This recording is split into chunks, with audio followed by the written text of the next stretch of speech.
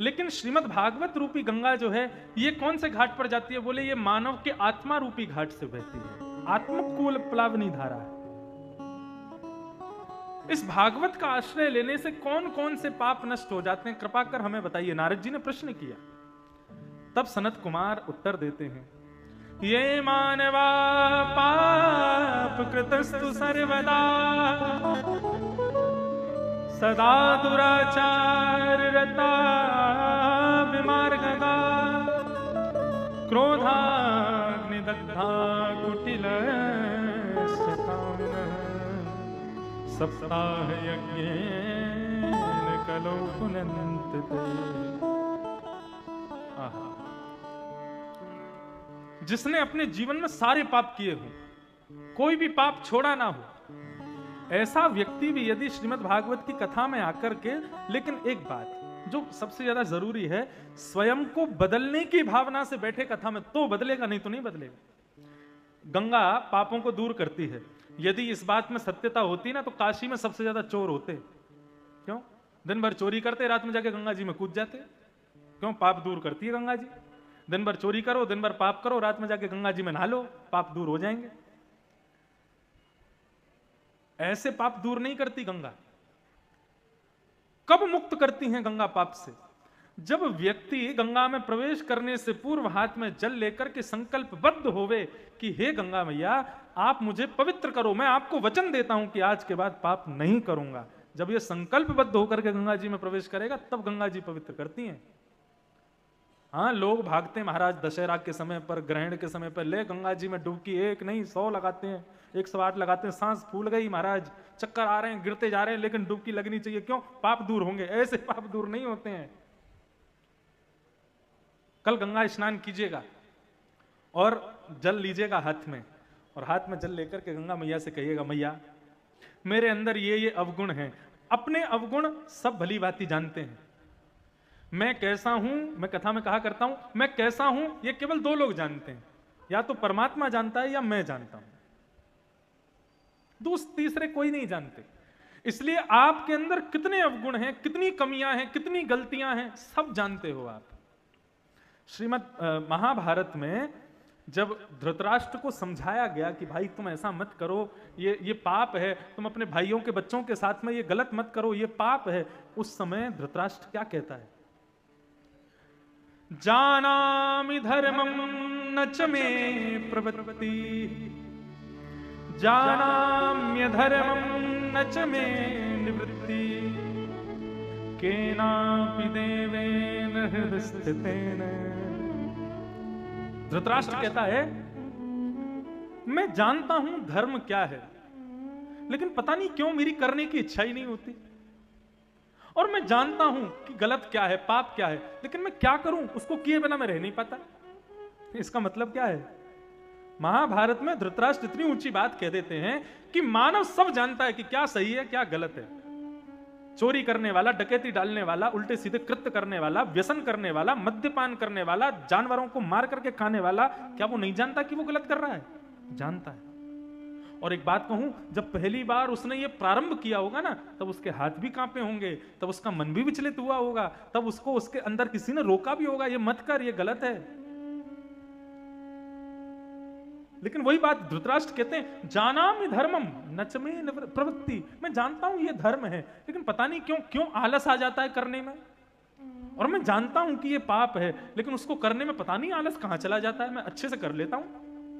केनापि देवेन हृदय स्थितेन, पता नहीं मेरे भीतर कौन बैठा है, मेरा ही कोई अंश मेरे भीतर बैठा है जो मुझको धर्म करने से रोकता है, पाप करने में मुझको लगाता है। इसका मतलब क्या है? धृतराष्ट्र ने स्पष्ट कर दिया कि मानव जानता है कि वो पाप कर रहा है, फिर भी करता है। ऐसा हो ही नहीं सकता कि उसको ना पता हो। और एक बात कह दूं, यदि किसी व्यक्ति ने पाप किया और उसको ये बात नहीं पता थी कि ये पाप है, तो उसको पाप भी नहीं लगेगा। पाप लगता कब है? जब आपको पता चल जाए कि ये पाप है, और उसके बाद आप करो। छोटा बालक, उसको 100 का नोट दे दो, फाड़ देगा। क्यों? वो उसका मूल्य नहीं जानता। लेकिन एक समय आने पर जब उसको मूल्य पता होता है, उस समय जब वो फाड़ देता है तो क्या होता है, माता पिता फिर उसकी पिटाई करते हैं।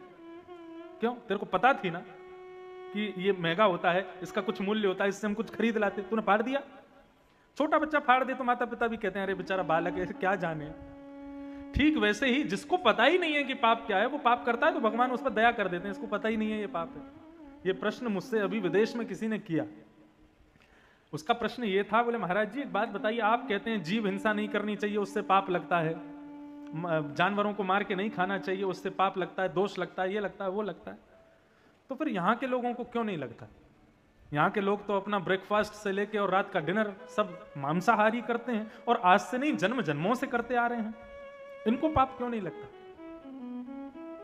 मैंने कहा इनको पता ही नहीं है कि ये पाप है। मैंने, इनके बच्चे होते हैं 6-6 महीने के, ये उसी को ही मांस खिलाना शुरू कर देते हैं, तो कहां से जानेंगे कि ये पाप है? जिस दिन पता चल जाएगा कि ये पाप है, उसी दिन से पाप लग जाएगा इनको। सूतक पातक में भी यही होता है, किसी के घर में सूतक लग जाए तो उसका कोई घर का व्यक्ति कहीं बाहर हो विदेश में, उसको सूतक कब तक नहीं लगेगा? जब तक उसको पता ना चले कि मेरे घर में सूतक लग गए हैं, तब तक वो बना के खाए, कुछ भी करे, उसको सूतक नहीं लगेगा। जैसे ही उसको पता चल जाए कि घर में कोई घटना हो गई, तुरंत उसको सूतक लग जाते हैं। तो ये पाप पुण्य श्राप दोष सूतक पातक आदि ये कब लगते हैं? जब हमको पता होता है। तो मानव सब जानता है कि मैं क्या कर रहा हूं, ये गलत है। इसलिए जब गंगा जी में प्रवेश करो तो अपनी गलतियों को जल हाथ में लेकर के स्वीकार करो, हे मां गंगे मैं आप में प्रवेश करने जा रहा हूं, मुझ में ये कमियां हैं। सामने वाले पड़ोसी की सुंदरता देख करके मुझको जलन होती है, उसके व्यापार को देख करके मुझे उससे ईर्ष्या होती है, मैं स्वीकार कर रहा हूं, लेकिन मैं इस ईर्ष्या से बचना चाहता हूं।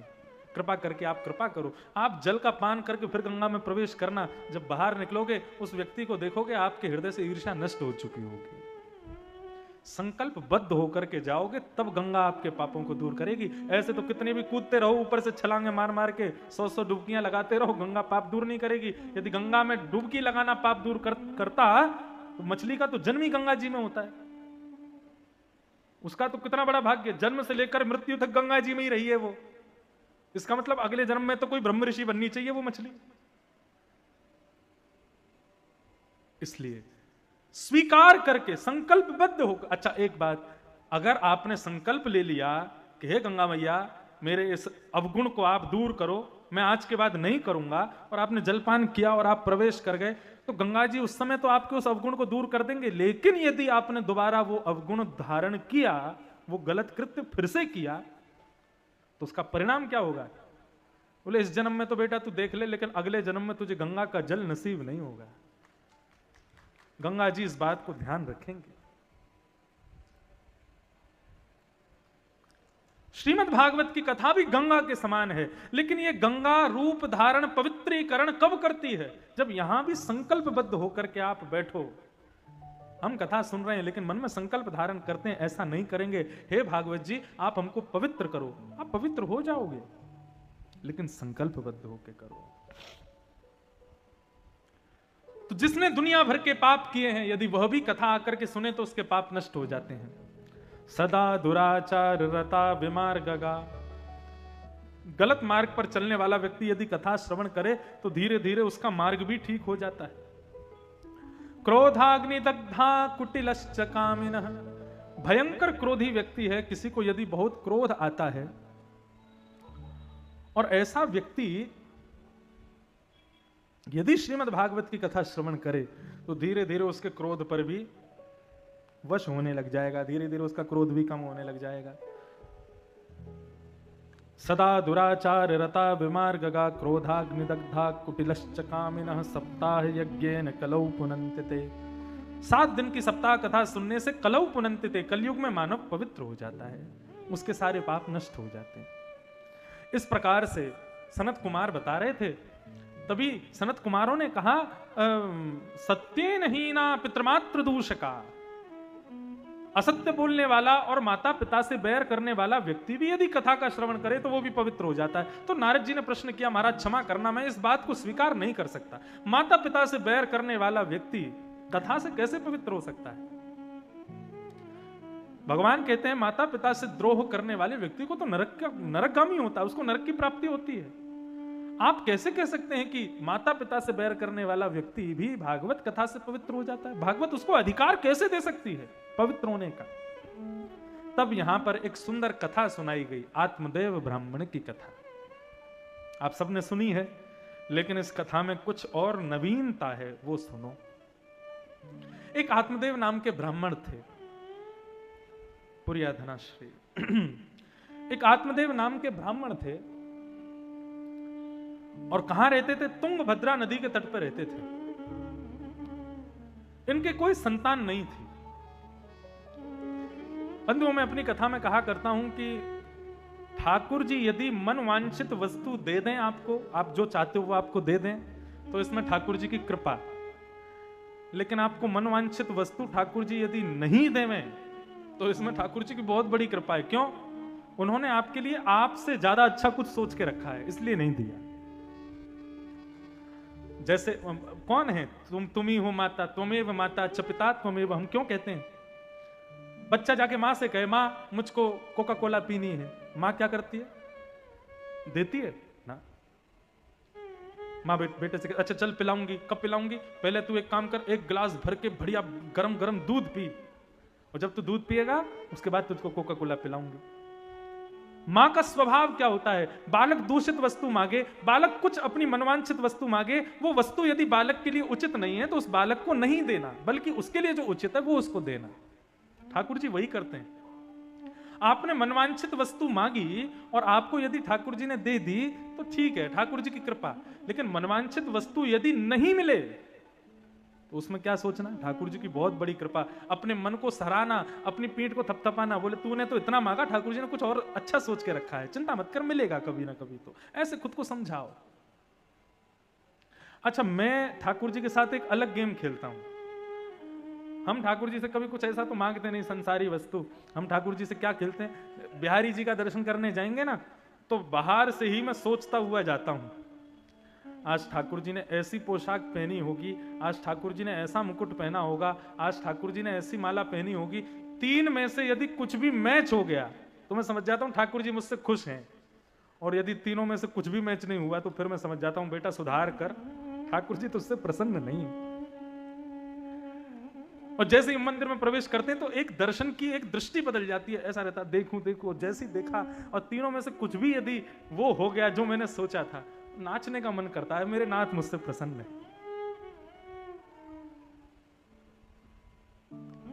एक बात और कहूं,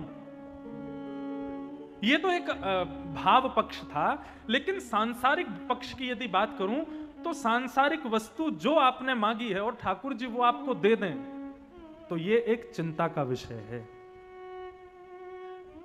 आपने कुछ मांगा, आपने कुछ मनवांछित इच्छा अपने मन में रखी, और आपके ज्यादा परिश्रम ना करने से आपको वो वस्तु मिल गई, तो टेंशन होनी चाहिए आपको। क्यों?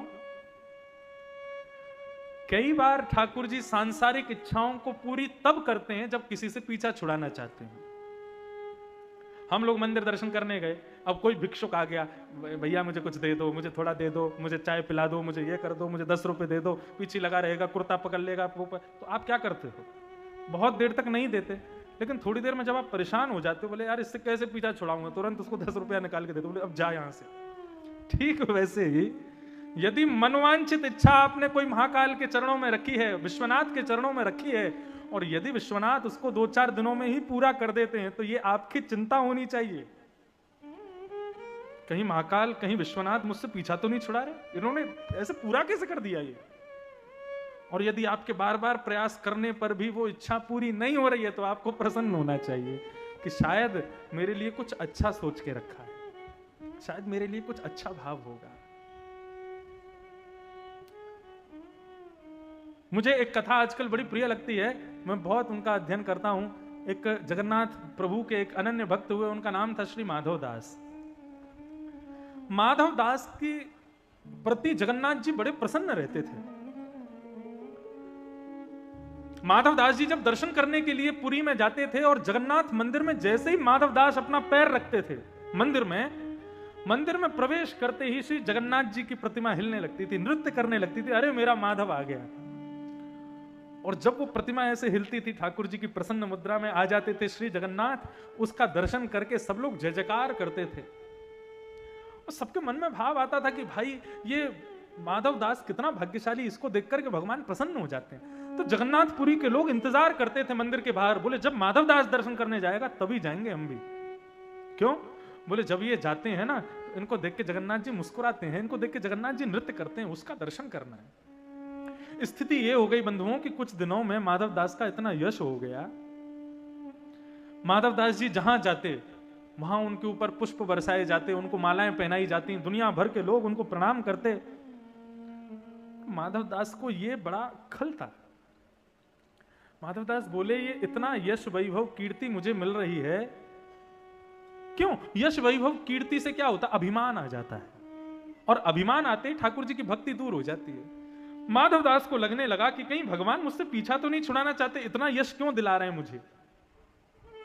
साधारण व्यक्ति की सोच कैसी होती है? यश मिलने पर वो खुद पर वाहवाही करता है, वाह मैंने कुछ अच्छा किया इसलिए मुझे यश मिल रहा है। लेकिन वैष्णव भक्त को जब बहुत यश मिलता है तो उसे चिंता होती है, कहीं ठाकुर जी खुद से दूर तो नहीं कर रहे, इतना यश क्यों तो मिल रहा है मुझे। माधव दास को इतना यश मिलने लगा, माधव दास जी ने अपना रूट बदल दिया। वो जिस मार्ग से रोज जाते थे उस मार्ग पर लोग खड़े रहते थे, पलकें बिछा करके, फूल लेकर के, मालाएं लेकर के, सुंदर सुंदर पदार्थ उनके भोग के लिए रखते थे। माधव दास जी ने अपना रास्ता बदल दिया, बोले अब यहां नहीं आऊंगा, यहां सब सम्मान करते हैं। दूसरी तरफ जाने लगे, दूसरी तरफ जाने लगे तो वहां भी सम्मान होने लगा, तो वो भी बदल दिया। तीसरी तरफ जाने लगे, अब तो माधव दास जी जगन्नाथपुरी में खोजने लगे कहां मेरा अपमान होगा। अपमान करवाना है खुद का, क्यों? बोले इतना सम्मान हो रहा है, मुझे पच नहीं रहा, मुझे लग रहा है ठाकुर जी मुझे कहीं दूर तो नहीं कर रहे। तभी माधव दास जी गली से जा रहे थे, तो उस गली में एक मैया का घर था। वो मैया सब पे चिल्ला रही थी, सबको गालियां दे रही थी, सबके ऊपर उठा उठा करके कंकड़ पत्थर फेंक रही थी। माधव दास बोले मिल गया ठिकाना, यही बढ़िया है, ये मैया अच्छी है, सबको गाली दे रही है, सबको मार पीट रही है, इसी के पास जाना है रोज। 2-4 गाली रोज देगी तो कम से कम हमारी मन को संतुष्टि रहेगी। और माधव दास जी नित्य उनके यहां जाने लगे। पहले दिन गए तो मैया ने भोजन करा दिया, मैया को भी पता थी ये भक्त हैं। अब माधव दास जी तो रोज जाने लगे, दूसरे दिन भी पहुंच गए, तीसरे दिन भी पहुंच गए, अब तो नित्य उस मैया के यहां जाने लगे। तो मैया को आया गुस्सा, बोले रोज रोज मेरे घर आ जाते हैं, कोई ढाबा है, रोज आ जाते हैं भोजन करने। मैया ने एक तरीका अपनाया, सब्जी का रंग बिगाड़ देती, उसमें कभी नमक ज्यादा डाल देती, मिर्च ज्यादा डाल देती कि ये खाएंगे तो इनको मिर्च लगेगी तो कल से आना बंद करेंगे। लेकिन माधव दास जी बड़े चतुर, जैसी सब्जी खाते तेज नमक तेज मिर्च जैसी लगती, प्रसन्न होकर कहते वाह मैया आज तो तुमने कमाल ही कर दिया, इतना स्वादिष्ट भोजन बनाया है क्या बताऊं, और दिन तो फीका लगता था, आज तो तुमने आनंद कर दिया। मैया बोली अब तो पानी सिर से ऊपर जा रहा है, ये बाबा रोज रोज आ जाता है, कल आने दो, कल बताऊंगी इसको। दूसरे दिन जैसे माधव दास पहुंचे, मैया से बोले मैया भिक्षा कराओ, भिक्षा खिलाओ।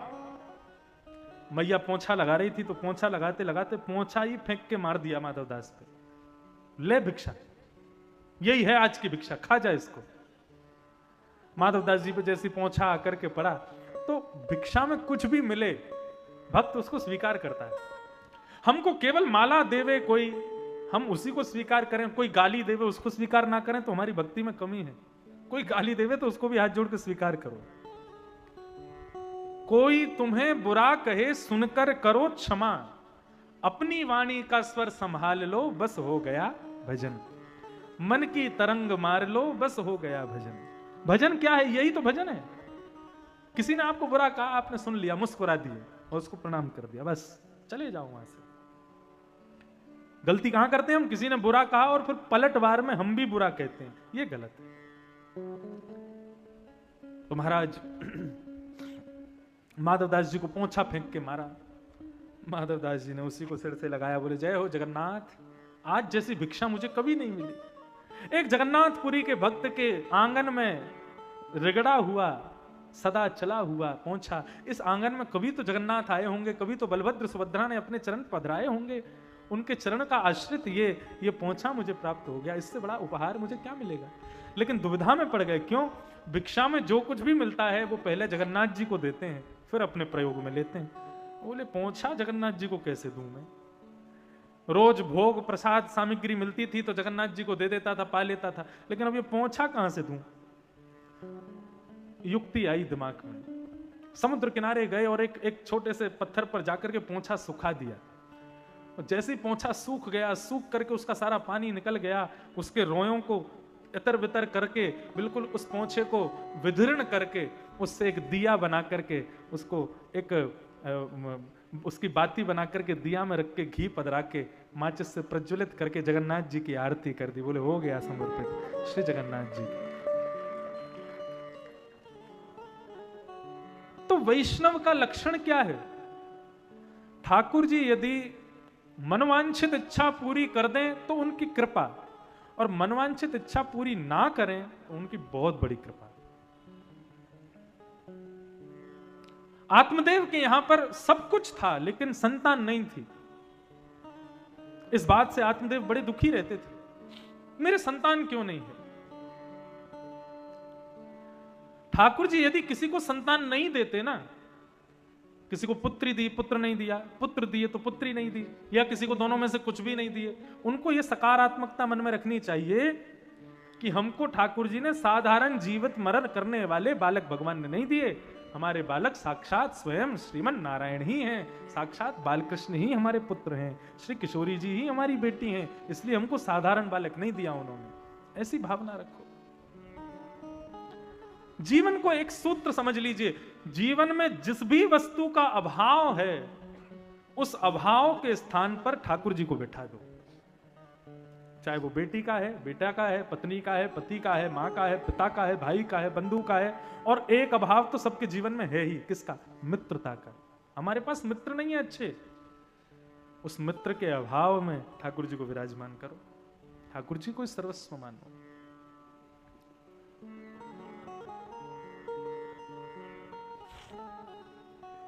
आत्मदेव को पुत्र नहीं थे, एक दिन घर छोड़ करके आत्महत्या करने के लिए वन में जाने लगे। तभी एक महापुरुष संत ने इनको देखा और देख करके बोले, अरे आत्मदेव क्या कर रहे हो? बोले आत्महत्या करने आया हूं। बोले क्यों? बोले मेरे संतान नहीं है। बोले अरे संतान नहीं है तो इसमें खुशी मनाओ, भगवान ने तुमको चिंता नहीं दी, दोनों पति पत्नी बैठ करके भजन करो भगवान का। बोले नहीं, आप क्या जानो, बिना संतान के घर खाता है हमको, हमें संतान चाहिए। संत ने बताया, बोले आत्मदेव इस जन्म की तो क्या कहो, तुम्हारे अगले 7 जन्म तक बालक नहीं है। आत्मदेव ने चरण पकड़ लिए, बोले कि अब तो मुझे संतान आप ही दोगे। जब आप ये पढ़ सकते हैं कि मुझे 7 दिन तक बालक नहीं है, 7 जन्मों तक बालक नहीं है, तो आप पे इतनी सामर्थ्य भी होगी कि आप अपनी तपस्या के बल से मुझे बालक दे दो। संत कौन है? जो ठाकुर जी की करनी पर भी अपनी कलम चला दे, वही तो संत है। संत की कृपा हो जाए तो ठाकुर जी ने जो लिखा होगा वो भी ठाकुर जी मिटा देते हैं। बोले नहीं, उसका आशीर्वाद है, तो आप ऐसा आशीष दो कि मुझे पुत्र प्राप्त हो, और यदि आपने ऐसा नहीं किया तो मैं आपके सामने अपने प्राणों का परित्याग कर दूंगा। संत हृदय नवनीत समाना, संत का हृदय तो मक्खन के जैसा होता है। उन संत ने अपने झोला में से एक सेब निकाला और प्रार्थना करते हुए ठाकुर जी से बोले, जीवन पर्यंत मैंने जितना भी भजन किया है वो सब इस फल में आ जाए और इनके घर में एक बालक उत्पन्न हो जाए, ऐसी कृपा कर दो। बंधु, ऐसा मैंने कितना देखा है कि संत कृपा करते हैं और लोगों का जीवन सुधरता है। आपकी काशी की ही घटना है। एक परिवार है मेरा परिचित, उस परिवार के एक बालक को अपने मन चाहे स्थान पर विवाह करना था, लेकिन कुछ दोषों के कारण वो विवाह असंभव था। और काशी के एक बहुत बड़े विद्वान महापुरुष संत ने मना किया, बोले कि नहीं, यहां विवाह नहीं होना चाहिए। क्यों? यदि विवाह हुआ तो परिवार में बहुत बड़ी अनहोनी हो सकती है। लेकिन लड़का तो अड़ गया, बोले कि नहीं, मुझे तो यहीं विवाह करना है, मैं तो और कहीं विवाह करूंगा नहीं। माता पिता ने जाके उन महाराज जी से प्रार्थना की, बोले महाराज जी हमारा बेटा मान नहीं रहा है, वो तो वहीं विवाह करेगा। तो उन महापुरुष ने क्या किया, बोले कि अच्छा ठीक है, तो फिर एक ही उपाय है। बोले क्या उपाय? बोले एक यज्ञ होगा और उस यज्ञ के माध्यम से जो दोष है उसको हम नष्ट करेंगे। बोले ठीक है। तो एक यज्ञ का कार्यक्रम हुआ काशी में, कितने ब्राह्मण बैठे, कितनी आहुतियां लगी, कितने दिनों तक यज्ञ चलता रहा। यज्ञ की पूर्णाहुति में कुछ ऐसा हुआ जिसको देख करके सब दंग रह गए। जो संत उस यज्ञ के अध्यक्ष बने थे, यज्ञ की पूर्णाहुति होते ही उन्होंने अपने वर्षों की विराट जो जटाएं थीं, उन जटाओं का मुंडन करके यज्ञ आहुति में विसर्जित कर दिया। ये देख करके वो परिवार आश्चर्यचकित हो गया, चरणों में गिर गए, बोले महाराज कम से कम आपकी आयु 80 वर्ष की है और कम से कम 70 वर्ष के ये जटाएं आपके मस्तिष्क पर विराजती हैं। 10 वर्ष की आयु से आप काशी में रहने लगे, तब से आपने एक क्षण में इसको नष्ट कर दिया। वे कहने लगे, बोले यदि मैं अपने 70 वर्ष की जटाओं की तपस्या तुम्हारे पुत्र को नहीं देता तो इसका जो योग है वो बिगड़ जाता, और जहां ये विवाह कर रहा है वहां पर बहुत बड़ी अनहोनी हो जाती। अब 70 वर्ष तो मेरी जटाओं की तपस्या इसकी रक्षा करेगी, 70 वर्ष तक इसको कुछ नहीं होगा, और 70 वर्ष बाद कुछ हो जाए तो उसमें चिंता क्या, 25 साल का तो ये हो ही गया है। उन्होंने अपनी जटा ही आहुति में दे दी। संतों का हृदय ऐसा होता है। हम क्यों संतों को प्रणाम करना चाहते हैं? क्यों तुलसीदास जी कहते हैं श्री गुरु चरण सरोज रच निज मन मुकुर सुधार? क्यों संतों की चरण रज को अपने मस्तिष्क से लगाओ, क्यों अपने मन को उससे सुधारो? क्योंकि संत अपने भजन के प्रभाव से, अपनी तपस्या के प्रभाव से जिस स्थान पर बैठते हैं, जिस मार्ग से जाते हैं, वहां की रज कण भी इतनी पवित्र हो जाती है कि यदि वो हमारे मस्तिष्क पर लग जाए उससे हमारे ना जाने कितने जन्मों के पाप नष्ट हो जाएंगे। गोस्वामी तुलसीदास जी ने हनुमान चालीसा का प्रारंभ ही इसी बात से किया, संत हृदय नवनीत समाना। लेकिन बंधुओं, हमें चाहिए संतों से उनके तप का बल कभी मत मांगना, क्योंकि इस जन्म में तो तुम प्रसन्न हो जाओगे, इस जन्म को तो तुम सुखी में जी लोगे, लेकिन उसका परिणाम मृत्यु के बाद मिलेगा। क्यों? किसी के तप पर तुम भोग रहे हो, किसी के तप पर तुम प्रसन्नता से जीवन के सारे मायावी भोगों को भोग रहे हो, उसका परिणाम दंड देंगे नारायण। इसलिए संत से कभी सांसारिक वस्तु नहीं मांगनी चाहिए, क्योंकि संत यदि सांसारिक वस्तु देगा तो अपने तप के प्रभाव से देगा, और यदि तप के प्रभाव से वो तुमको मिला है तो उसका परिणाम अच्छा नहीं होगा। जीवन में जो प्राप्त हो उसको भगवत प्रसाद मान के स्वीकार करो। संतों से सांसारिक वस्तु मांगने कभी मत जाओ। संत का क्षण और अन्न का कण कभी बर्बाद नहीं करना चाहिए। संत से तो एक क्षण ही मांगो, और उस क्षण में भी भगवत कृपा कैसे हो यही पूछो। एक महात्मा थे, गंगा के किनारे कुटिया में रहते थे, कभी बाहर नहीं आते थे।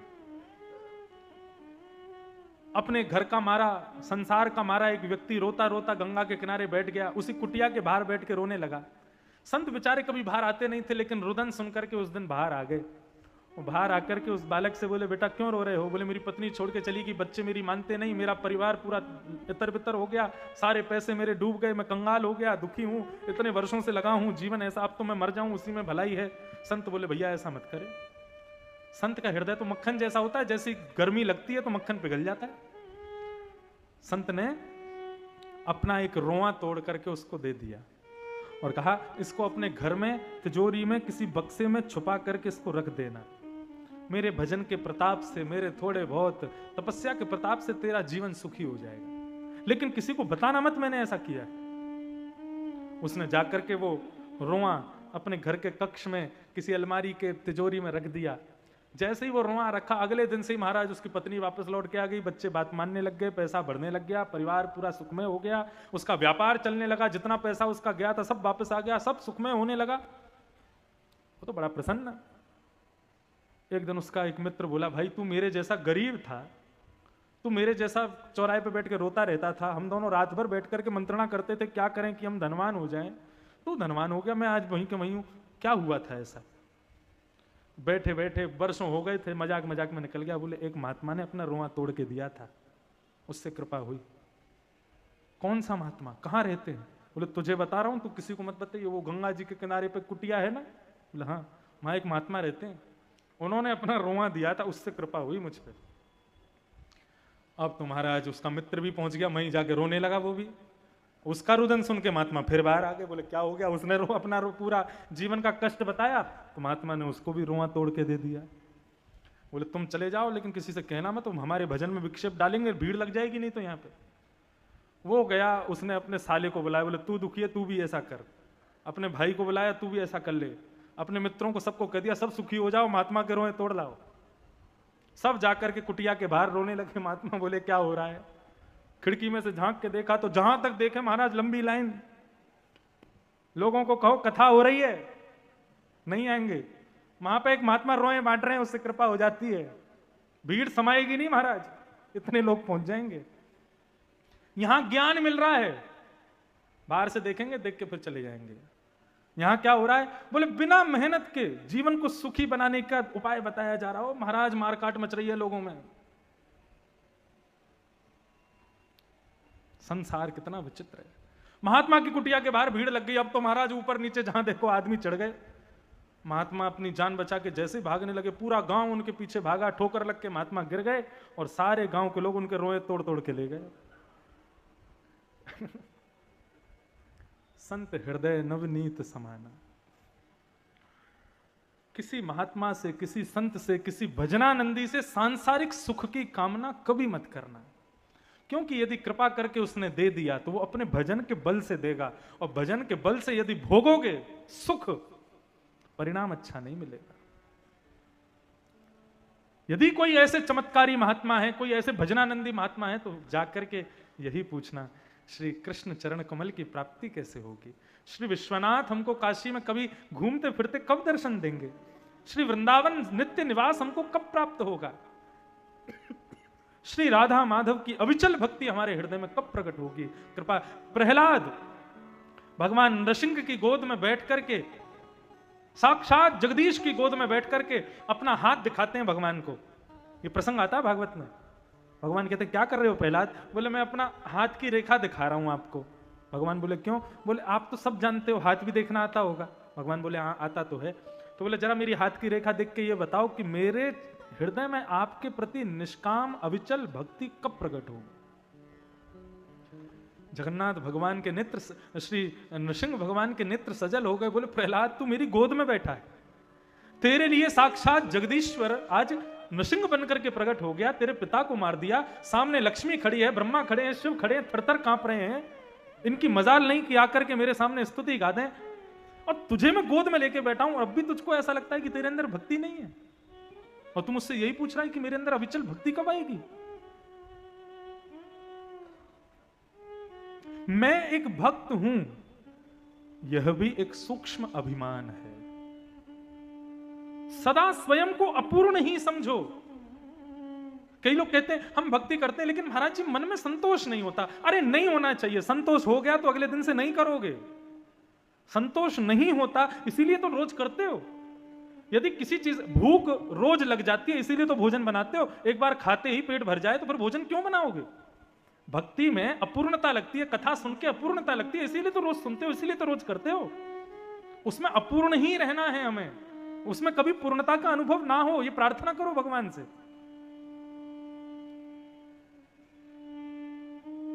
आत्मदेव ने महात्मा से कहा कि मुझे पुत्र प्रदान करो। महात्मा ने एक फल दे दिया, बोले जाओ अपनी पत्नी को खिला देना, और 1 वर्ष के मैं नियम बता रहा हूं।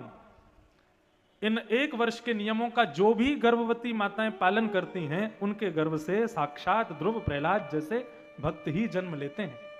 और ये 1 वर्षों का नियम क्या है? मैं तो खुले मंच से कहता हूं, जो भी माताएं जब गर्भ धारण हो, जैसे ही पता लगे कि गर्भ में अब बालक है, इन नियमों का पालन करें। कौन कौन से?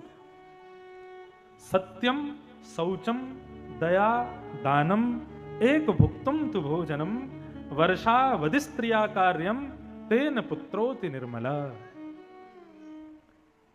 सबसे पहली बात, जैसे ही पता लगे कि अब गर्भ में ठाकुर जी का कोई भक्त आ गया है, जब तक उसका जन्म ना हो जाए तब तक संकल्प कर ले कि असत्य ना बोले मैया, केवल सत्य का संभाषण करे, मजाक में भी झूठ ना बोले, केवल सत्य कहे।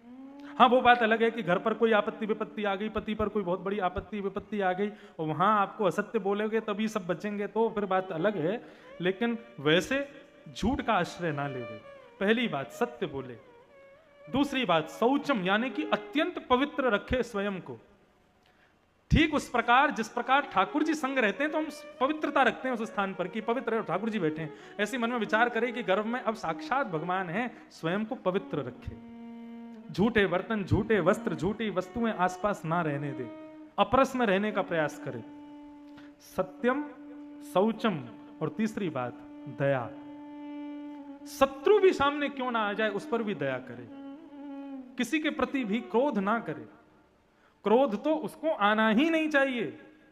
बंधुओं, ये 9 महीने की तपस्या है माताओं की, और यदि इस तपस्या को इन नियमों से पालन कर दिया तो गर्भ से फिर स्वामी विवेकानंद जैसे बालक ही होंगे, फिर गर्भ से रामकृष्ण परमहंस जैसे, सूरदास, कुंभनदास, रैदास, तुलसीदास जैसे ही बालक जन्म लेंगे। तपस्या करे तो सही मां। लेकिन आजकल क्या हो गया है, माताएं बहनें गर्भवती होती हैं तो वो तो पूरे परिवार को सेवा में और लगा लेती हैं। आजकल के नई नई माताएं जो बनती हैं, हमसे तो उठा नहीं जाएगा, अरे आपको क्या पता कितना कष्ट होता है। मुझे तो खैर अनुभव नहीं, लेकिन भागवत में पढ़ा है, मैं वो बता रहा हूं। सत्य बोले, शौचम यानी पवित्रता रखे, दया, सब पर दया करे, क्रोध ना करे, और चौथी बात दानम, रोज प्रातःकाल उठ करके किसी वस्तु का, किसी अन्न का, धन का, वस्त्रों का, किसी भी वस्तु का दान करे। दानम। और सबसे कठिन है ये 5वां, एक भुक्तम तु भोजनम, भोजन केवल एक समय करे। ये तो कठिन है, लेकिन 5 में से 4 नियम कर ले, भले ही 4 बार भोजन करे दिन में, लेकिन बाकी के 4 नियमों का पालन कर ले तो वर्षावधि स्त्रिया कार्यम, 1 वर्ष तक जो ये माताएं इनका पालन करती है इन नियमों का, तेन पुत्रोति निर्मल, उनकी पुत्र और पुत्री जो जन्म लेगी वो उस कुल को, वो उस शहर को, वो उस राष्ट्र का कल्याण करने के लिए जन्म लेगी। वो साधारण बालक नहीं होगा। फिर ये बात आत्मदेव को समझा रहे थे ब्राह्मण कि जाओ अपनी पत्नी को ये फल दे देना, और 1 वर्ष के ये नियम है इनका पालन करने के लिए उसको आदेश दे देना। आकर के आत्मदेव ने अपनी पत्नी को फल दिया और कहा कि इसको खा लो, तुम्हारे गर्भ में बालक हो जाएगा। लेकिन उसकी पत्नी कौन? धुंधुली। वो मन में विचार करने लगी, फल खा लूंगी पेट में बालक आ जाएगा, फिर जहां चाहूंगी जा ना सकूंगी, जिससे चाहूंगी लड़ ना सकूंगी, कुछ भी नहीं कर पाऊंगी मैं, ऐसा जीवन तो नहीं जीना मुझे। उसने सोचा कि मेरी एक सहेली है, उसके 9 बालक हो चुके हैं, 10वां होने वाला है, उसको पैसों की बहुत जरूरत है, मैं 9 महीने के लिए अपने मायके चली जाती हूँ, अपनी सहेली को बहुत पैसा दे दूंगी, उसके बेटे को लेके यहाँ आ जाऊंगी, पति को बोल दूंगी मैं गर्भवती थी, मेरा बालक हुआ। और रही बात फल की, तो हमारे घर की एक गाय बांझ है, उसको फल खिला देती हूँ। गाय को फल खिला दिया और स्वयं अपने पति से कह के चली गई कि मैं तो अपने मायके जा रही हूं, मुझे लग रहा है कि अब मेरे गर्भ में बालक है, मायके में रह के आऊंगी तो बालक अच्छा होगा। और मायके का बहाना करके गई, अपनी सहेली को बहुत धन दे दिया, कहा 9 महीने बाद जब बालक हो तो मुझे दे देना। अब उस टाइम पे ये व्हाट्सएप कॉलिंग और ये फेस टाइम वगैरह वीडियो कॉलिंग तो थी नहीं कि आत्मदेव जी रोज वीडियो कॉल करके पूछ लें कैसी हो। 9 महीने तक कुछ अता पता ही नहीं पत्नी कहाँ है। 9 महीने अपने मायके में चैन से काटे, जैसे ही सहेली को बालक हुआ उसको खूब सारा धन दे दिया, उसका बालक लेकर के, और महाराज आ गई, आकर के अपने पति को दे दिया, बोले मेरा पुत्र हुआ है।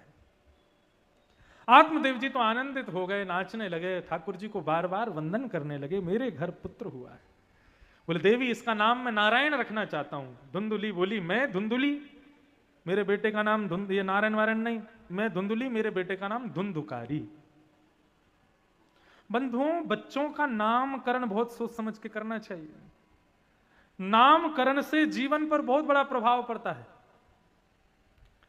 इसलिए अक्षर आदि देख करके, ब्राह्मणों से पूछ करके, वेदों में गुरुजनों से, संतजनों से पूछ करके तब बालकों का नाम रखना चाहिए। अच्छा, लोग नाम तो रख देते हैं बढ़िया, लेकिन फिर एक और नाम रख देते हैं उसका निकनेम, और वो निकनेम इतने विचित्र होते हैं। वैसे तो मेरा नाम जो है प्रियव्रत है, लेकिन घर में लोग बोलते हैं बहुत बड़ा नाम है प्रियव्रत, प्रियव्रत, इसलिए घर के लोग मुझे मोंटू बुलाते हैं। अब किसी का नाम मोंटू ही होगा तो मोंटू नाम से उद्धार नहीं होगा उसका। जिस नाम का उच्चारण अधिक होता है आपको बुलाने के लिए, वही नाम आपका दर्ज होता है भगवान के पास। तो बच्चों के निकनेम मत रख दिया, गोलू, फोलू, मोंटू, चिंकी, पिंकी और जाने क्या क्या नाम निकनेम रख देते हैं। जो नाम है वही रखो, उसी से ही पुकारो उसको। अभी गया था विदेश, तो वहां एक मिले, उनका नाम था जगदीश, लेकिन उन्होंने अपना नाम रख लिया जैक। क्यों? बोले यहाँ विदेशी लोग जगदीश नहीं बोल पाते। तो मैंने कहा तुम्हारी पर जैक लगा के होगा कल्याण। मैंने जगदीश ही बुलवाया करो, विदेशियों का भी कल्याण होगा। अपने मुख से जगदीश बोलेंगे, जितनी बार तुमको जगदीश कहकर के बुलाएंगे उतनी बार उनका भजन काउंट होगा। अभाव कुभाव अनख आलसहु, नाम जपत मंगल दिस दसहु। चाहे भाव से जपो चाहे कुभाव से जपो, नाम तो भगवान का है। अरे अपना नाम ऐसा रखो कि सामने वाला व्यक्ति मांस भक्षी भी हो, यदि वो भी तुम्हारा नाम गाए तो एक बार का नाम उसका भी काउंट तो होगा ना। नामकरण पर बहुत ध्यान देना चाहिए, बच्चों का नाम बहुत अच्छा रखना चाहिए। और नामकरण कर भी दो तो उसके बाद ये निकनेम रखो भी, तो निकनेम क्या रखो? जैसे हमारे ठाकुर जी का नाम क्या है? कृष्ण, लेकिन निकनेम क्या है? कन्हैया, कनुआ, गोपाल, गोविंद। इन नामों से मैया बुलाती है। ऐसे नाम रख लो बालकों के, लेकिन ये फालतू के ये छोटे शॉर्ट फॉर्म मत रखा करो, इससे दूषित हो जाएगी उसकी बुद्धि। अब नाम तो है लक्ष्मीकांत, लेकिन निकनेम क्या है? पप्पू। कितना विचित्र लगता है सुनने में। तो बच्चों के नाम अच्छे रखने चाहिए।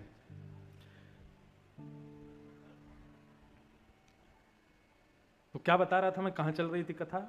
हाँ, नामकरण हुआ महाराज, तो धुंधुकारी का नाम धुंधुकारी रखा गया। इतने में ही सेवक दौड़े दौड़े आए और बोले बधाई हो महाराज। बोले काय बात की बधाई भैया? बोले आपके यहाँ एक पुत्र तो अभी जन्मा है, दूसरा गौशाला में गाय ने भी एक मानवों जैसे पुत्र को जन्म दिया है। दौड़ करके आत्मदेव गए, उस बालक को लेकर के आए, तो बालक का अंग तो बिल्कुल मानवों जैसा, गाय थे, कान थे गौ माता के जैसे। तो आत्मदेव प्रसन्न हो गए। देवी, बड़े बेटे का नाम तुमने रखा, छोटे बेटे का नाम मैं रखता हूं, और इसका नाम मैं रखता हूं गोकर्ण। गोकर्ण। धीरे धीरे धीरे धीरे दोनों बालक बड़े हुए।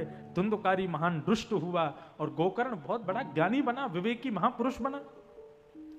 धुंधुकारी माता पिता को मारने लगा, पीटने लगा, जुआ खेलने लगा, वैश्यागमन करने लगा, मद्यपान करने लगा। एक दिन पुत्र से परेशान होकर के वन में चले गए आत्मदेव, और तब वन में आकर के गोकर्ण जी ने अपने पिता के मन के संशय को इन दो श्लोकों से दूर किया। इसको गोकर्ण गीता कहते हैं। गंगा जी का तट है, काशी विश्वनाथ की भूमि है, और ऐसा कह दूं तो कोई अतिशयोक्ति नहीं है, ये 2 श्लोक की भागवत है जो यहां गोकर्ण जी अपने पिता को सुनाते हैं। बहुत ध्यान से सुनिए, और इसके संग ही हम आज के विषय को विराम देंगे। पिता अपने पुत्र से परेशान होकर घर छोड़ करके वन में जाकर के बैठ गए। तब आत्मदेव को गोकर्ण जी ने आकर के जो ज्ञान दिया है अद्भुत है। क्या कहते हैं पिताजी?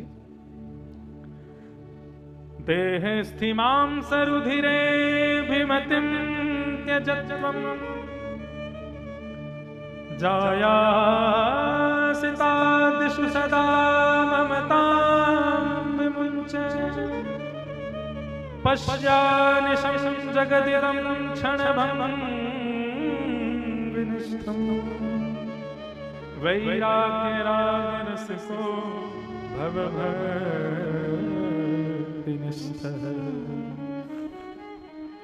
पिताजी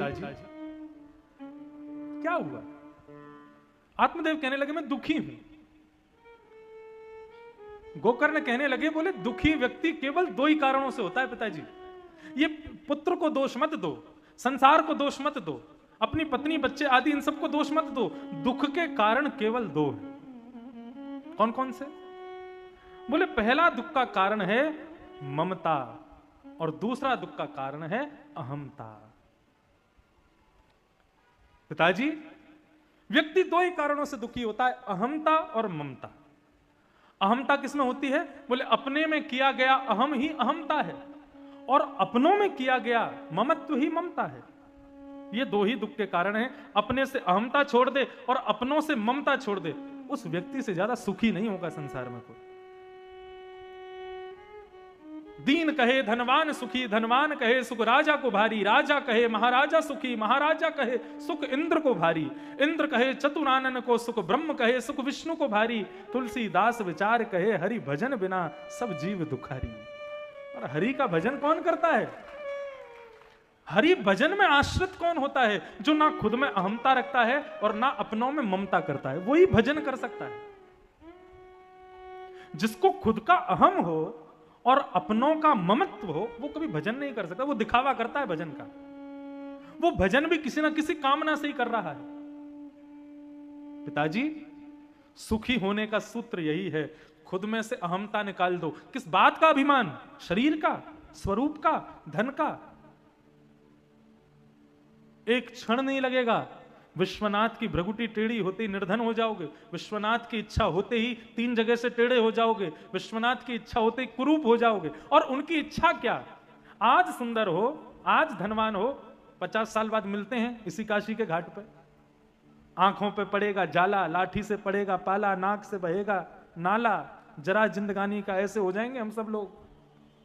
कहां जाएगी सुंदरता? तो अभिमान किस बात का? अभिमान तब करो जब ये सौंदर्य, ये शरीर तुम्हारे वश में हो। तुम्हारे वश में तो है नहीं। दूसरी बात, अहमता को इस प्रकार त्यागो। अब आती है बात ममता की। पत्नी, बच्चे, परिवार, इनमें ममत्व क्यों रखना? क्यों? मृत्यु के बाद आपने अपने पूर्वजों को कितना मेल भेजा, कितने लेटर भेजे, कितने पत्र भेजे, पिताजी कहां हो, स्वर्ग में हो कि नरक में हो? हमने तो मणिकर्णिका पे ही आपका किया था, तो वैकुंठी में ही होने चाहिए। लेकिन कितने लोग पूछते हैं अपने पिता से कहां है? मेरा मेरा मेरा मेरा करते करते व्यक्ति मर जाता है और सारे मेरे चारों तरफ खड़े खड़े देखते रह जाते हैं और जला देते हैं उसको।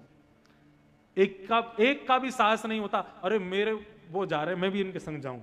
कोई नहीं जाता। शास्त्र का एक श्लोक है, संग कौन जाता है मृत्यु के बाद? अच्छा, मृत्यु की चर्चा करने के लिए एक तो भागवत का मंच, गंगा जी का घाट और ऊपर से काशी। यहां तो सब मृत्यु ही मृत्यु है। यहां से बढ़िया बात कहां होगी मृत्यु की? मृत्यु के बाद संग कौन जाता है? बोले धनानि भूमौ पशवश्च गौष्ठे, भार्या गृहे द्वारि जन श्मशाने, देहश्चिताया परलोक मार्गे, धर्मानुगो गच्छति जीव एक। आप कहोगे महाराज जी मैंने बहुत सारा धन कमाया, ये मेरे साथ जाएगा ना? बैंक में अकाउंट में रखा रहेगा, जहां गाड़ के रखा वहीं रहेगा। ऐसा नहीं कि तुम्हारी मृत्यु होती बैंक के खाते अपने आप खुल जाएंगे, अरे हमारा स्वामी जा रहा है, हमको कमाने वाला जा रहा है, हम इसके संग जाएंगे ना? नहीं आएगा। धनानि भूमौ। आप कहोगे धन संग नहीं जाएगा, तो मैंने इतनी बढ़िया बढ़िया गाड़ियां खड़ी कर रखी हैं अपने घर में, ये सब मेरे संग जाएंगी मणिकर्णिका तक। गली इतनी छोटी है, गाड़ी घुसेगी नहीं वहां पे, कोई साथ नहीं जाएगी, वो भी खड़ी रह जाएगी। आप कहोगे महाराज जी धन नहीं जाएगा, गाड़ी नहीं जाएगी, लेकिन मेरे साथ 7 जन्मों तक संग रहने का वादा जिसने किया है, जो वादा किया वो निभाना पड़ेगा। ये पत्नी तो संग जाएगी ना, इसने मेरे से कसम खाई थी फेरे लेते समय 7 जन्मों तक संग रहेगी, ये जाएगी मेरे साथ। तो भार्या गृहे द्वारी, घर के द्वार तक साथ जाएगी, उसके आगे नहीं जाती। आप कहोगे पत्नी साथ नहीं जाएगी तो मेरे भाई, मेरे बंधु, मेरे मित्र, मेरे यार दोस्त, मेरे लंगोटिया यार, मेरे पिता, चाचा, ताऊ, ये तो संग जाएंगे ना? तो जनश्मशाने, कहां तक जाएंगे? शमशान तक जाएंगे। और शमशान पर तुमको लिटा देंगे नुकीली। कहां किसी के घर जाते थे तो देखते थे, अब बेड पे कोई दिक्कत तो नहीं हो रही, बिस्तर बिल्कुल ठीक लगा, बिल्कुल बढ़िया, और मृत्यु होने पर नुकीले बिस्तर पर सुला देते हैं। यही अपने लोग, यही मित्र आदि ही लकड़ियां धर जाते हैं ऊपर कंधे पर, सिर पर। यही मेरे अपने जन ही तुमको लिटा देंगे उस मृत्यु सैया पर, जनश्मशाने। आप कहोगे महाराज जी ये लोग संग नहीं जाएंगे, लेकिन मेरा शरीर, इसको मैंने बहुत घी खिलाया, इसको मैंने बहुत दूध पिलाया, इसको मैंने काशी की फेमस कचौड़ियां खिलाई हैं, काशी के बढ़िया बढ़िया पकवान इसको खिलाए। कल रात में मुझको कुछ खिलाया था, वो कौन सा मिष्ठान था भैया जो ओस में बनता है? रबड़ी थी कोई, वो ओस में होती है सिद्ध, मलाई पाक। मैंने इसको खूब खिलाया, और काशी में एक वो और बनता है, झाग की कोई मिठाई बनती है। अब जो भी है सबने खिलाई है ना शरीर को, हमने इसको खूब खिलाया महाराज, इसने जब जो चाहा इसको हमने दिया। ये बोलता था पॉन्ड्स के साबुन से नहाना है तो नहाया, पियर्स के साबुन से नहाना है तो नहाया। इसने कहा वो वाला बॉडी वॉश लगाना है, सब परफ्यूम लगाना है, हमने सब दिया इसको। ये तो हमारे साथ जाएगा ना। देहस चिताया, चिता में जल के राख हो जाएगा, आगे नहीं जाएगा। तो फिर आगे जाता कौन है? मृत्यु के बाद हमारे साथ गया कौन? बोले धर्मानुगो गच्छति जीव एक। कितना विश्वनाथ का स्मरण किया, कितना श्रीनाथ का भजन किया, वो भजन ही आगे की यात्रा कराएगा। धर्मानुगो गच्छति जीव एक, वही साथ जाएगा।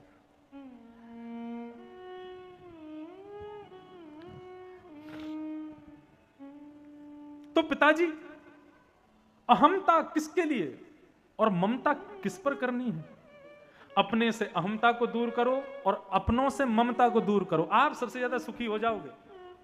ये पहला सूत्र बताया। अच्छा एक बात, हमारे पूज्य पिताजी महाराज के पूज्य सदगुरुदेव भगवान अनंत श्री विभूषित श्री रामानुज गुरु जी, वे कहा करते थे इसी श्लोक में कि व्यक्ति की ममता किसमें नहीं होती, व्यक्ति का ममत्व किसके प्रति नहीं जगता। बोले व्यक्ति का ममत्व मृतक शरीर में कभी नहीं होता, मरे हुए शव में कभी आपकी ममता नहीं हो सकती। चाहे वो कितना भी अपना हो, फिर भी लोग उसको भेज देते हैं शमशान पे। क्यों? क्योंकि उसके प्रति ममता नहीं बना पाया।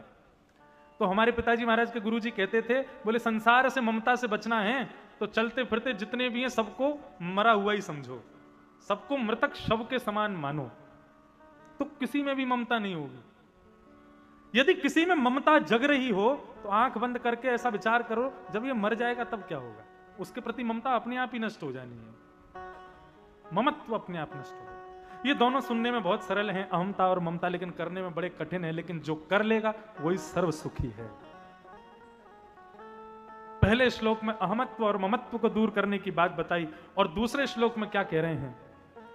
धर्मं भजस्व सततं त्यज लोक धर्मान् सेवस्य साधु पुरुषां जहि काम तृष्णाम् अन्यश्च दोष गुण चिंतनमाशु मुक्त्वा सेवा कथा रसमहोदितराम पिबध्वम्। धर्म को करो, जो धर्म आज्ञा करे, जो शास्त्र आज्ञा करें, जो वेद आज्ञा करें, उनको करो, वही धर्म है। धर्मम भजस्व सततम त्यज लोक धर्मान। लोक धर्मों को छोड़ो, पत्नी नाराज, बच्चे नाराज, भाई नाराज, माता पिता नाराज, भूआ फूफा नाराज, सबको मनाने में लगे हो, ये लोग धर्म सब छोड़ो। धर्मम भजस्व अन्यस्य दोष गुण चिंतनमाश मुक्त्वा। दूसरे में गुण और दोष देखना बंद कर दो। सब ठाकुर जी के स्वरूप हैं, सब में ठाकुर जी का अंश देखो। विनोदा भावे तो कहते थे, सब में गुण देखो, खुद में अवगुण देखो। हमारी दृष्टि अभी कैसी है? हम सब में अवगुण देखते हैं। ये बहुत बोल रहा है बगल वाला, ये देखना कितना खारा है, ये देखना कितना ज्यादा लालची है, ये देखना कितना ईर्ष्यालु है, ये ऐसा है, ये क्रोधी है, ये वो है। खुद को देखा? अवगुण देखने हैं, खुद में देखो, और सामने वाले में सदैव गुण का ही दर्शन करो। उसमें कितने भी अवगुण हो, आप यही खोजो कि इसमें गुण क्या है। इस संसार में ठाकुर जी ने इसको भेजा है, बिना गुणों के तो नहीं आया होगा, गुण तो कुछ होगा इसमें। अन्यस्य दोष गुण चिंतन माश मुक्त्वा सेवा कथा रसमहो नितराम तिवत्वम। कथा का आश्रय ले लो, सेवा का आश्रय ले लो, और सदा सर्वदा के लिए प्रसन्न हो जाओ। ये दो श्लोकों का भाव बता करके पिता आत्मदेव को आनंदित किया श्री गोकर्ण जी ने, और इस भाव को सुन करके आत्मदेव जी वन में गए और भागवत का आश्रय लेकर के उन्होंने अपने प्राणों का परित्याग कर दिया। धुंधुकारी एक प्रेत बन गया था। गोकर्ण जी ने सूर्य नारायण से पूछा कि भाई जिसका गया पिंड श्राद्ध कर दिया हो, वो तब भी प्रेत योनि से मुक्त ना हुआ हो, ऐसे प्रेत को मुक्त कैसे किया जाए? जबकि कहते हैं गया श्राद्ध से तो फिर व्यक्ति परम मुक्त हो जाता है, लेकिन कई इतने ऊंचे कोटि के पापी होते हैं कि गया श्राद्ध से भी उनका कुछ नहीं होता। ऐसे पापियों के लिए क्या किया जाए? तब सूर्य नारायण ने आज्ञा की, श्रीमद् भागवतान मुक्ति सप्ताहम वाचनम कुरु इति सूर्यवचस् सर्वै धर्म रूपम तु विश्रुतम। श्रीमद् भागवत की कथा कराओ। तुम्हारे पूर्वज यदि मुक्त नहीं हुए होंगे तो हो जाएंगे। अच्छा, एक बात मुझे यहां पर ऐसी समझ में आती है कि कथा कराने से पूर्वज मुक्त होते हैं, ऐसा भी कहा जा सकता है। लेकिन एक बात और भी कही जा सकती है, जिसके पूर्वज मुक्त हो गए हैं उसी को ही इतना बल मिलता है कि वो कथा करा सके। दोनों बातें हैं। कथा कराने से पूर्वज मुक्त हो जाते हैं, हमारे पितृजन सब अगर किसी योनि में होंगे तो वहां से भी मुक्त हो जाएंगे। लेकिन ऐसा भी कहा जा सकता है कि जिसके पितृ मुक्त हो जाते हैं वो पितृ ही उसको इतना बल देते हैं कि वो कथा कराने की सामर्थ्य रखे। दोनों बातें। श्रीमद् भागवत की कथा कराओ, तुम्हारा भाई प्रेत योनि से मुक्त हो जाएगा। ये बात सूर्य ने बताई और गोकर्ण जी ने भागवत की कथा कराई। भागवत की कथा सुन करके धुंधुकारी चतुर्भुज रूप धारण करके, नारायण का रूप धारण करके प्रकट हो गया और विमान में बैठ करके विष्णु लोकम से गच्छति, विष्णु लोक को प्रस्थान कर गए। लेकिन इतने सारे श्रोताओं ने कथा सुनी थी, वो लोग नहीं गए, अकेला धुंधुकारी गया। तो व्यास गोकर्ण जी ने विष्णु दूतों से पूछा कि महाराज इतने सारे लोगों ने कथा सुनी, मुक्ति केवल धुंधुकारी की क्यों हुई? तब विष्णु दूतों ने बताया, श्रवणस्य विभेदेन फल भेदोत्र संस्थितः श्रवणम तु कृतं सर्वैः न तथा मननम कृतम। श्रवण भेद है। इन सब लोगों ने सुना तो है, लेकिन सुनी हुई बातों का मनन नहीं किया, सुनी हुई बातों को जीवन में उतारा नहीं, केवल सुन लिया। इसलिए इन लोगों की मुक्ति नहीं हुई है। कथा सुनने वाले श्रोता सुने भी और उसको जीवन में उतार भी लें, उनकी मुक्ति, उनको वीजा उसी समय मिल जाएगा। कहां का? श्री कृष्ण चरणार बिंदों का, श्री कृष्ण की अविचल भक्ति का, उसी समय वीजा प्राप्त हो जाएगा जिस समय आप सुनकर के हृदयांगम करना प्रारंभ कर दो।